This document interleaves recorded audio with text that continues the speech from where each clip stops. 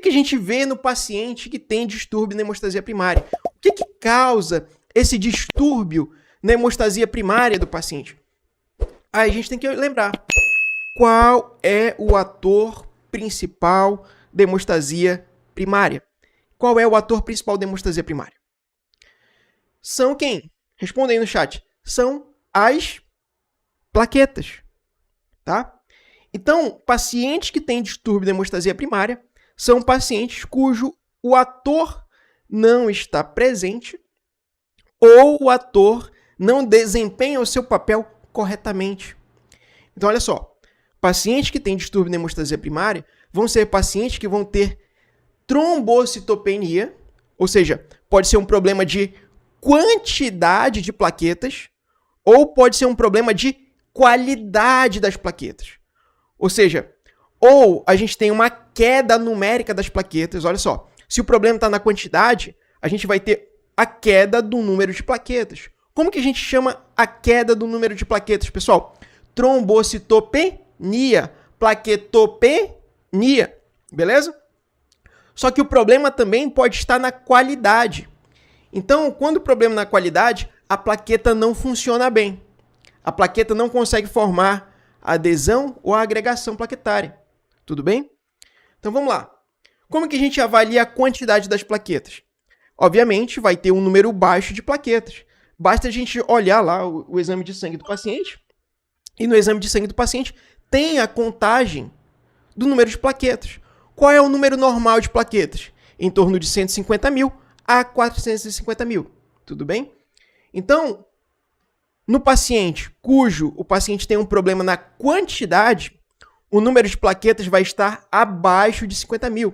Tem pacientes, inclusive, que têm número de plaquetas em contagem abaixo de 20 mil por milímetros cúbicos de sangue.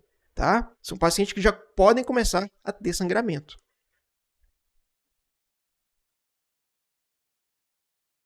Professor, e como é que eu posso avaliar um problema de disfunção plaquetária? Um problema que a plaqueta não funciona bem nesse paciente.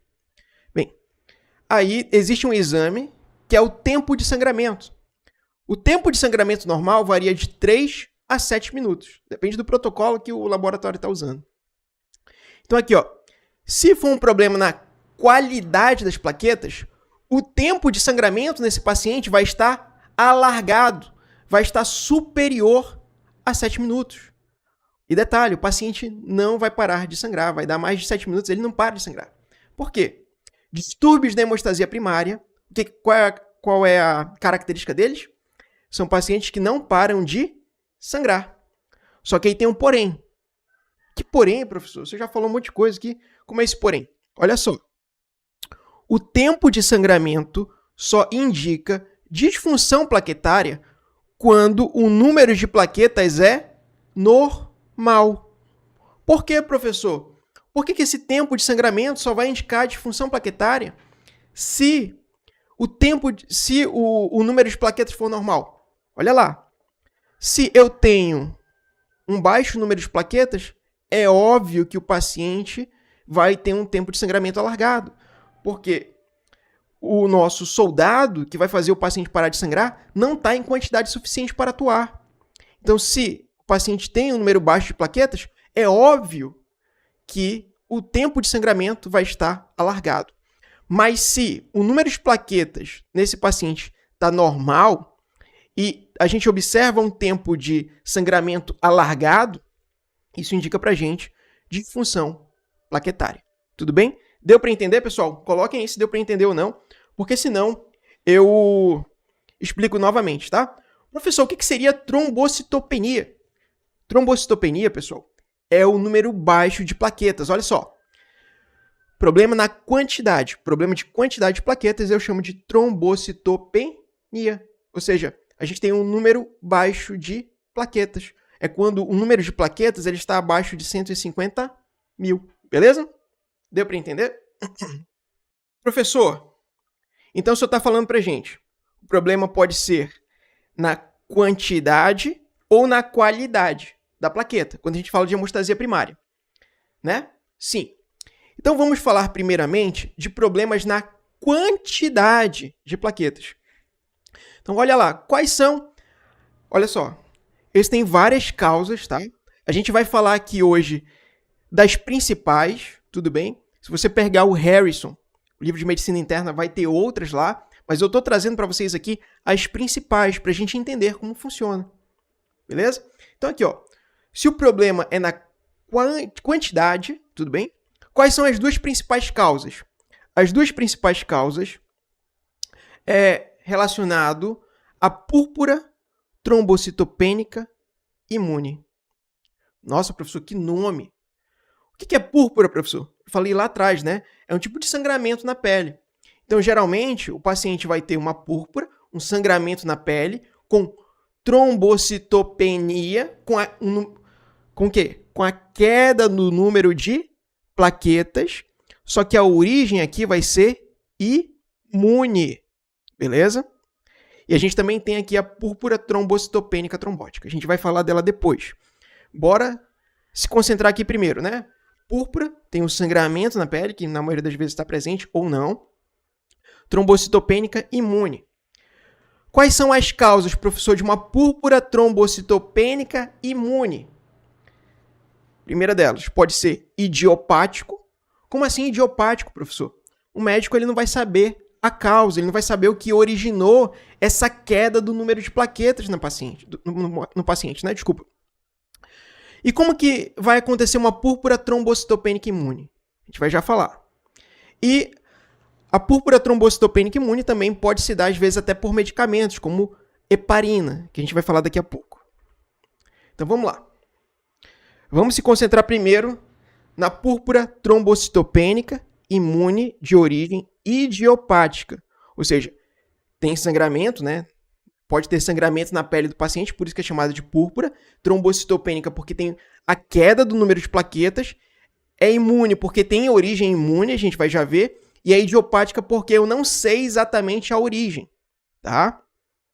Como é o quadro clínico do paciente que tem esse tipo de púrpura? Geralmente é um quadro agudo, que o paciente não vai precisar de tratamento médico, porque muitas das vezes ele se cura com ou sem, ou apesar do tratamento médico. E na maioria das vezes é assintomático. Professor, mas como é que surge esse negócio aí, essa tal da púrpura trombocitopênica imune de origem idiopática? Como é que surge? Bem, o que acontece é que geralmente o paciente ele tem uma infecção, às vezes o paciente nem lembra, nem sabe que teve essa infecção, só que o que acontece é que durante a infecção, obviamente, o nosso corpo combate a infecção produzindo anticorpos. Só que esses anticorpos que são para combater o patógeno, acabam se ligando nas plaquetas. Olha só. Que curioso, né? Só que aí o que acontece é o seguinte, como essas plaquetas têm anticorpos ligados a ela, e vocês sabem que durante a fisiologia elas passam pelo baço. E aí o baço olha, opa, tem algo estranho nessas plaquetas. Aí o baço vai lá, ó, e começa a destruir essas plaquetas. Então aí a gente vai ter uma opsonização esplênica dessas plaquetas. Uma destruição pelo baço dessas plaquetas. Então, se as plaquetas começam a ser destruídas pelo baço, isso explica pra gente porque o paciente com púrpura trombocitopênica imune, de origem idiopática, começa a ter trombocitopenia, começa a ter a queda do número de plaquetas. Porque a gente tem ali uma resposta imune que foi gerada por acidente, né, devido a uma infecção prévia do paciente, que está causando a destruição dessas plaquetas, está causando uma destruição esplênica dessas plaquetas. Tudo bem? Então, a clínica, como eu já falei para vocês, na grande maioria das vezes, o paciente com púrpura trombocitopênica imune de origem idiopática, ele apresenta apenas trombocitopenia e nada mais. Ele não vai apresentar febre, ele não vai apresentar nada mais. Ele pode apresentar a púrpura, mas apesar do nome ser púrpura trombocitopênica imune de origem idiopática, nem sempre o paciente tem púrpura. Por quê? Às vezes o paciente nem sabe que teve. Ou às vezes o paciente olha o sangramento ali e acha que é normal, nem vai procurar ajuda. E com o passar do tempo, acaba se curando sozinho.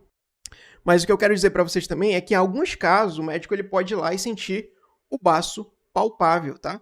Não é comum, mas pode acontecer. E qual vai ser o tratamento médico para isso? Bem, como a gente viu, o médico, na maioria das vezes, pessoal, ele só vai orientar o paciente, principalmente quando são crianças, né? Ó, mãe, o seu filhinho aqui, ele veio aqui fazer uma consulta comigo de rotina. Eu vi que as plaquetas estão baixas, provavelmente ele vê lá, provavelmente isso aqui é uma púrpura trombocitopênica imune de origem idiopática, né? O paciente não está sentindo nada. Então ele só vai orientar, ó, mãezinha, cuida do seu filho não ficar caindo, porque pode ter alguma complicação. Eu sei que é difícil, né? Mas é geralmente isso que o médico vai falar, né? Bem, se o paciente ele começa a ter algum tipo de sangramento um pouco mais grave, aí o médico ele dá corticoide. Às vezes, principalmente em casos em que o paciente está com uma trombocitopenia imune de origem idiopática, ele vai arrancar um dente, ele pode estimular também a estimulação de plaquetas, ou sei lá, está com um tipo de sangramento ali. Então, pode ser estimulado também a produção de plaquetas.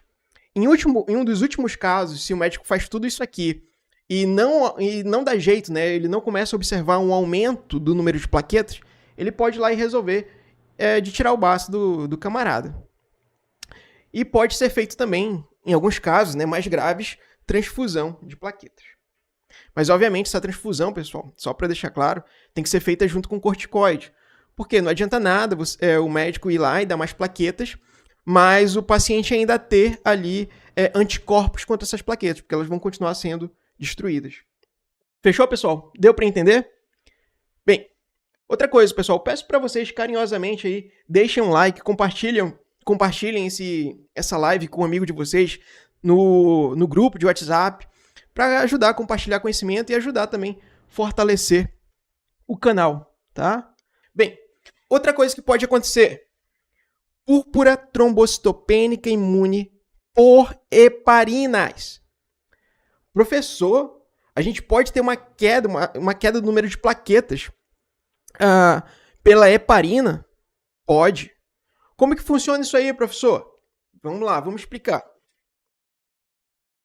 Bem, no paciente, para ele desenvolver essa púrpura trombocitopênica imune por heparina, ele tem que ter uma exposição prévia. Geralmente ele vai ter que ter essa exposição prévia por heparina. Pode acontecer? Sim, pode, mas é incomum, tá? Bem, vai acontecer por qualquer heparina, mas geralmente vai ser mais frequente pela heparina não fracionada. E o paciente ele vai começar a ter esse quadro de trombocitopenia imune por heparina após cerca de 5 a 10 dias após a exposição à heparina. Eu quero salientar para vocês, caso vocês não saibam, a heparina, pessoal, ela é utilizada no paciente para justamente evitar a formação de coágulos. Basicamente isso, evitar a formação de coágulos intravasculares, perdão, tá?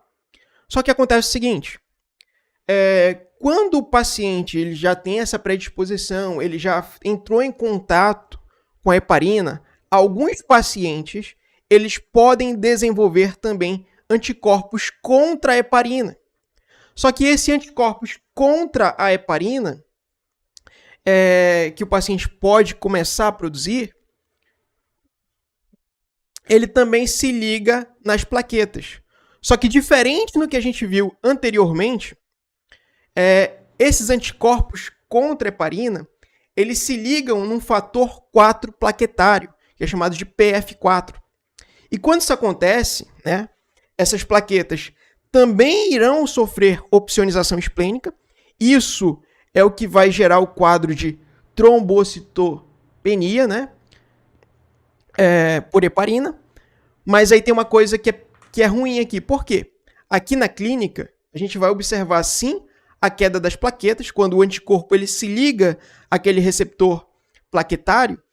Além de fazer com que essa plaqueta sofra opsonização esplênica, esse anticorpo ele também vai ativar a plaqueta.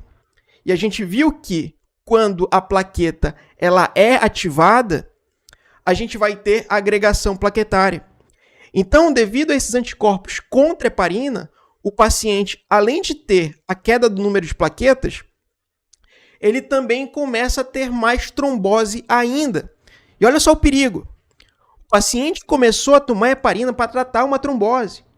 Só que aí, devido à produção desses anticorpos, o paciente começou a ter mais trombose ainda, porque começou a ter agregação plaquetária.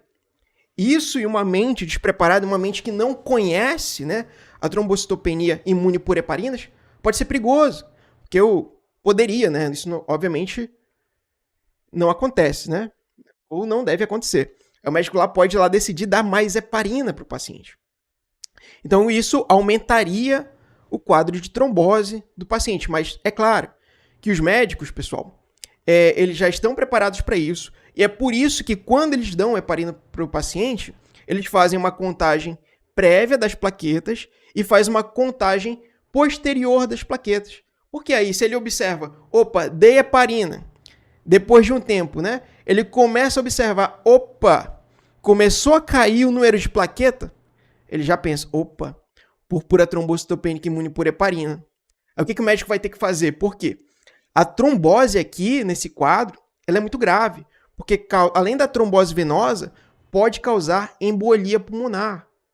Ou seja, vai obstruir alguma artéria do pulmão desse paciente que pode causar a morte desse paciente. Então o que o médico vai falar, opa, isso aqui é púrpura trombocitopênica imune por heparina, o que ele vai fazer? Rapidamente suspender a heparina e vai passar a dar outro inibidor da coagulação, tá? Para esse paciente, que não seja heparina. Tudo bem?